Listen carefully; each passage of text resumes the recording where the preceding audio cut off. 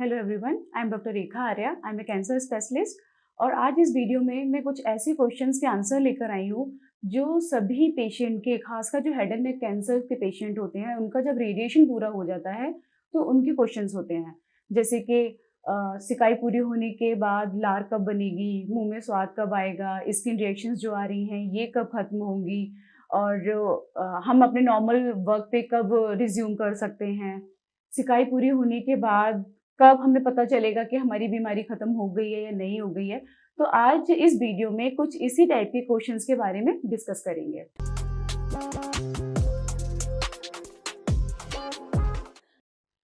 तो सबसे पहला क्वेश्चन होता है, ज़्यादातर पेशेंट मुझसे पूछते हैं कि मैम सिकाई पूरी होने के भी 2-3 हफ्ते हो गए हैं लेकिन मुंह में स्वाद नहीं आ रहा है।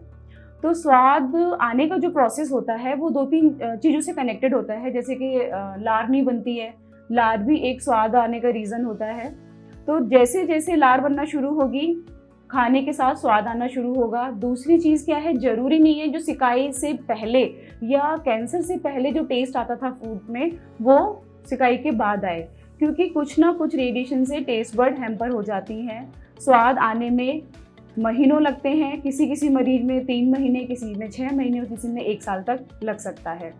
तो एक क्वेश्चन का जवाब ये हुआ कि लार बनने में कितना टाइम लगेगा, तो महीनों से लेके सालों तक लग सकते हैं। दूसरा होता है कि जो ड्राइनेस है माउथ की, जो लार नहीं बन रही है वो कब तक बनेगी।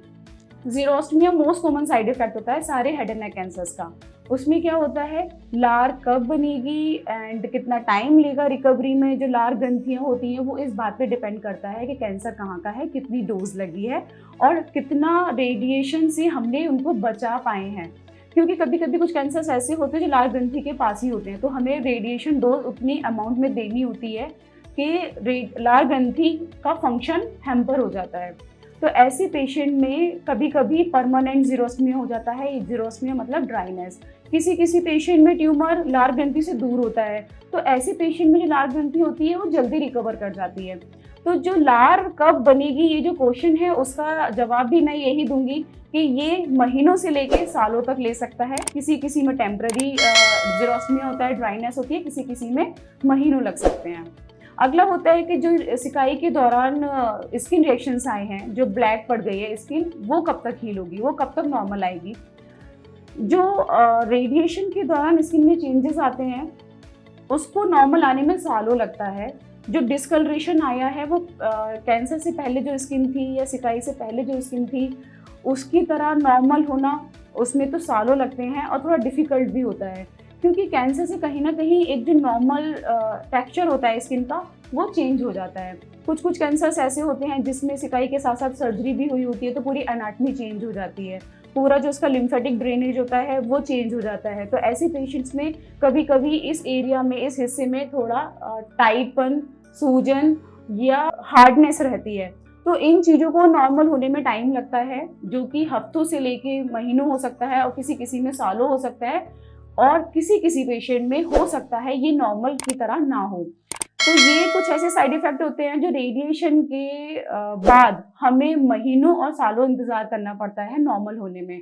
एक होता है कि हम सिकाई के दौरान क्या हमें कुछ जांचें करानी चाहिए कि हमें पता चले कि बीमारी कितना कम हो रही है या फिर कितना रेस्पॉन्स आ रहा है। तो सिकाई के दौरान कभी भी हम रेडियोलॉजिकल इमेजेस एडवाइज नहीं करते हैं, खासकर पैट सीटी तो बिल्कुल भी एडवाइज नहीं करते हैं, क्योंकि ये फॉल्स पॉजिटिव रिजल्ट दे सकता है। इनफैक्ट जो उसका रिजल्ट आता है वो एक्सप्लेन नहीं किया जा सकता कि ये रेडिएशन की जो इन्फ्लामेशन है उसकी वजह से है या बीमारी की वजह से है, ये बढ़ रही है या कम हो रही है। तो वो हमेशा फॉल्ट पॉजिटिव रिजल्ट्स देते हैं। तो कभी भी रेडिएशन के दौरान रेडियोलॉजिकल इमेजेस एडवाइजेबल नहीं होती हैं। नेक्स्ट होता है कि हम पहले इन्वेस्टिगेशन या जांच कब कराएं कि हमें पता चले कि हमारा कैंसर खत्म हो गया है। जनरली जो प्रोटोकॉल होता है, जो रिकमेंडेशंस होती है कि सिकाई के कितने हफ्तों बाद या महीनों बाद हमें जांच करानी चाहिए, वो होता है 8 to 12 वीक्स। जो head and neck cancer patient होते हैं, खासकर इस हिस्से वाले जो कैंसर्स के जो पेशेंट होते हैं, उनमें जो हम पैट सीटी एडवाइस करते हैं 8 to 12 वीक्स पे करते हैं, किसी किसी पेशेंट में जब हमें लगता है कि बहुत एडवांस स्टेज था, पता लगाना चाहिए कि कहीं और तो नहीं है, कितना रेस्पॉन्ड आया, तो हम 8 वीक्स पे भी कराते हैं। अदरवाइज अर्ली स्टेज का ट्यूमर है, पेशेंट को कोई सिम्टम्स नहीं आ रहे हैं, कोई नई फाइंडिंग्स नहीं आ रही है, तो हम 12 वीक्स तक भी वेट करते हैं। तो 8 to 12 week generally is the recommendations. Next होता है कि जब रेडिएशन पूरा हो जाता है तो पेशेंट अक्सर पूछते हैं कि हम कब से अपनी नॉर्मल जो रूटीन है हमारा, जो जॉब प्रोफाइल है, हम उसको रिज्यूम कर सकते हैं।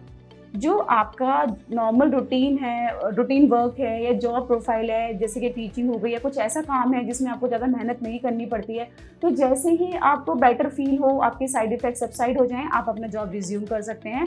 ऐसा नहीं है कि आप उसके लिए महीनों या सालों वेट करेंगे, या फिर आप ये सोचिए कि नहीं मेरे ये सारे साइड इफ़ेक्ट सबसाइड हो जाएंगे, मैं तभी मैं ज्वाइन करूँ। जितनी जल्दी आपको बेटर फील होता है, जितनी जल्दी आप अपने साइड इफ़ेक्ट के साथ क्वालिटी ऑफ लाइफ को बेटर फील करते हैं, आप अपना जॉब प्रोफाइल रिज्यूम कर सकते हैं।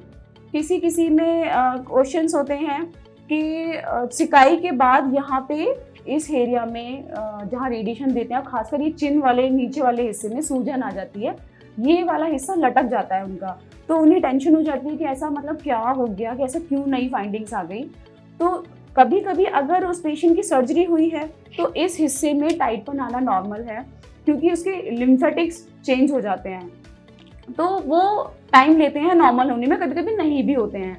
बट अगर सर्जरी नहीं हुई है और इस वाले हिस्से का, चिन के नीचे की स्किन अगर लटक गई है, हैंग हो गई है, स्वेलिंग हो रही है, तो ये नॉर्मल साइड इफेक्ट है रेडिएशन का, जिसको हम ड्यू लैब बोलते हैं।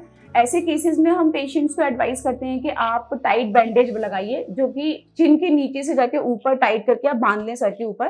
तो इस वाले हिस्से को बेसिकली कंप्रेशन देना है, क्योंकि इसमें लिम्फेटिक ऑक्लूजन हो जाता है, लिम्फेटिक ब्लॉक हो जाते हैं, इसलिए ये स्किन हैंग हो जाती है। तो ये नॉर्मल होता है, डरने वाली बात नहीं होती है। हाँ, लेकिन कॉस्मेटिकली पेशेंट्स को थोड़ा सा ऑड लगता है, तो इसके लिए आप एक्सरसाइज, कुछ फिजियोथेरेपी कर सकते हैं, एंड जो मैंने बताया कंप्रेशन बैंडेज वगैरह अप्लाई कर सकते हैं। टाइम के साथ वो कोलेटरल्स जब डेवलप होते हैं लिम्फेटिक्स के, तो वो नॉर्मल हो जाता है। एंड नेक्स्ट क्वेश्चन होता है पेशेंट का, नॉर्मल खाना लाइक जैसे मिल्क वगैरह है, ये ले सकते हैं, नहीं ले सकते सिकाई के दौरान? तो हेड एंड नेक कैंसर्स में तो कोई प्रॉब्लम नहीं है, आप आराम से लीजिए। लेकिन जिनका पेल्विक रेडिएशन चल रहा है, मीन्स जिनका बच्चेदानी का, मुंह का, या फिर पेशाब की थैली का, प्रोस्टेट का, अगर जिनका भी पेल्विक रेडिएशन होता है, उनको सिकाई पूरी होने के कम से कम 6 से 1 साल तक मिल्क अवॉइड करना चाहिए, क्योंकि ये डाइजेशन में प्रॉब्लम करता है। एंड एक क्वेश्चन ये भी होता है जो अक्सर मुझसे पेशेंट पूछते हैं कि सिकाई के कितने टाइम के बाद या कितने महीनों के बाद हम अपने दांतों में निकलवा सकते हैं, या फिर दांतों में कुछ अपना ट्रीटमेंट ले सकते हैं। तो जर्नली तो कोशिश ये की जाती है, जब भी हम किसी पेशेंट का रेडिएशन ट्रीटमेंट शुरू करते हैं, कि आप अपनी दांतों की अगर क्लीनिंग करानी है या निकलवाना है, तो सिकाई शुरू होने से पहले आप करा लीजिए। सिकाई होने के 6 से 1 साल तक दांतों को निकलवाने के लिए स्पेशली मना करते हैं, क्योंकि हमारे मुंह के अंदर की जो स्किन होती है, जो म्यूकोसा होती है, जो गम्स होते हैं, वो रेडिएशन की वजह से कहीं ना कहीं कॉम्प्रोमाइज होते हैं। तो अगर उनमें कोई अल्सर हो जाता है, जैसे कि आपने 3 महीने के बाद ही अगर आपने दांत निकलवा दिया, तो कभी कभी क्या होता है, वो जख्म जो बनता है वो हील नहीं होता और वो क्रॉनिक अल्सर में भी कन्वर्ट हो जाता है। तो जनरली हमारी एडवाइस यही होती है कि अनटिल अनलेस बहुत ही कॉम्प्लिकेटेड कुछ चीज़ नहीं हो रही है, 6 महीने 1 साल तक ये सारी चीज़ें अवॉइड करनी है। कभी कभी किसी केसेस में जिसमें हमें लगता है कि जो ये वाली हड्डी होती है जबड़े वाली, उसमें भी कैंसर गया हुआ था, तो ऐसे पेशेंट को तो स्पेशली हम मना करते हैं कि साल 2 साल आपको मुंह के अंदर कुछ भी सर्जिकल प्रोसीजर्स नहीं कराते हैं। यही कुछ ऐसे मोस्ट कॉमन मैंने क्वेश्चंस की लिस्ट बनाई थी जो पेशेंट जनरली पूछते हैं। एंड होप सो आपको मैक्सिमम क्वेश्चंस के रिप्लाई मिल गए होंगे। And please like, comment, share my channel and share my video. And अगर आपको कुछ भी क्वेश्चंस होते हैं, कुछ भी आपको डाउट होता है, तो आप कमेंट बॉक्स में क्वेश्चंस डाल सकते हैं, मैं उनके रिप्लाई दूंगी। Thank you so much for watching.